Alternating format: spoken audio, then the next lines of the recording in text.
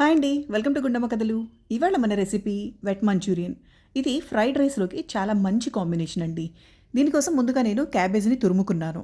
తురుముకున్న క్యాబేజీలో నీరు ఉంటుంది కదా, అందుకని కొద్దిగా ఉప్పు యాడ్ చేసుకొని పక్కన పెట్టేసుకున్నాను.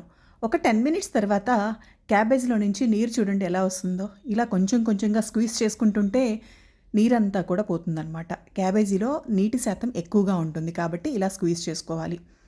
చూడండి, ఇప్పుడు క్యాబేజ్ అంతా పొడి పొడిగా ఉంది. ఇది 3 కప్స్ ఉంది. దీనిలో నేను 1 కప్పు క్యారెట్ యాడ్ చేశాను.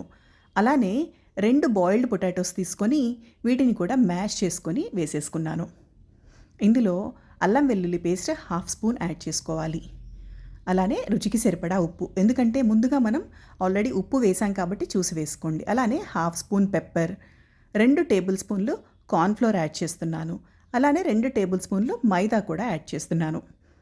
ఈ మైదా కార్న్ఫ్లోర్ క్వాంటిటీ అనేది మనం కలుపుకుంటూ ఉంటే బాల్స్ వస్తున్నాయా రాలేదా అని చెక్ చేసుకొని దాన్ని బట్టి ఇంకొక స్పూన్ ఎక్స్ట్రా కూడా యాడ్ చేసుకోవచ్చు. ఈ విధంగా అంతా మిక్స్ చేసుకున్న తర్వాత చూడండి, ఈ సైజ్ బాల్స్ చేసేసి పక్కన పెట్టేసుకుంటున్నాను. అన్ని బాల్స్ తయారు చేసుకున్న తర్వాత బాండీలో ఆయిల్ పెట్టేసుకొని హీట్ చేసుకుందాం. ఆయిల్ వేడెక్కిందండి. వేడెక్కిన తర్వాత ఫస్ట్ నేను ఒక్క మంచూరియన్ బాల్ని మాత్రమే యాడ్ చేశాను. ఈ విధంగా ఎందుకు చేశానంటే మనకి ఆయిల్లో వేసుకున్నాక ఇది విడిపోకుండా చక్కగా వస్తుందా రాలేదా అని టెస్ట్ చేసుకోవడానికి. ఇది చక్కగా వచ్చింది కాబట్టి మిగిలిన బాల్స్ అన్నిటినీ కూడా యాడ్ చేసేసుకుంటున్నాను. ఒకవేళ కనుక మనకి విడిపోయినట్లు అయితే కనుక ఇంకొక స్పూన్ మైదా, 1 స్పూన్ కార్న్ఫ్లోర్ యాడ్ చేసుకోండి. ఈ విధంగా వేసుకున్న మంచూరియన్ బాల్స్ని మీడియం ఫ్లేమ్లో ఫ్రై చేసుకోవాలి. హై ఫ్లేమ్లో పెట్టద్దండి. హై ఫ్లేమ్లో పెట్టినట్టయితే పైన కలర్ వస్తుంది, లోపల ఫ్రై అవ్వదు, పచ్చి పచ్చిగా ఉంటుందన్నమాట. ఈ విధంగా ఫ్రై చేసుకుని గోల్డెన్ కలర్ వచ్చిన తర్వాత నెక్స్ట్ వాయి కూడా వేసేసాను. ఇప్పుడు ఒక కడాయి పెట్టుకొని వెడల్పాటి కడాయి తీసుకున్నానండి. దీనిలో 2 టేబుల్ స్పూన్లు ఆయిల్ యాడ్ చేసుకున్నాను. ఆయిల్ వేడైన తర్వాత ఒక 10 వెల్లుల్లి రెబ్బల్ని కట్ చేసుకొని వేసుకున్నాను. అలానే అల్లం ముక్క 1 ఇంచ్ తీసుకున్నానండి. దాన్ని కూడా సన్నగా కట్ చేసుకొని ఫ్రై చేసుకోవాలి. అలానే ఒక ఉల్లిపాయ తురుము, 4 పచ్చిమిర్చి సన్నగా కట్ చేసుకొని వేసుకున్నాను. వీటన్నిటినీ కూడా మనం హై ఫ్లేమ్లో మాత్రమే ఫ్రై చేసుకోవాలి. చైనీస్ డిషెస్ ఎప్పుడు కూడా హై ఫ్లేమ్లో ఫ్రై చేసుకుంటేనే ఆ బర్న్ట్ ఫ్లేవర్ అనేది తెలుస్తుందన్నమాట.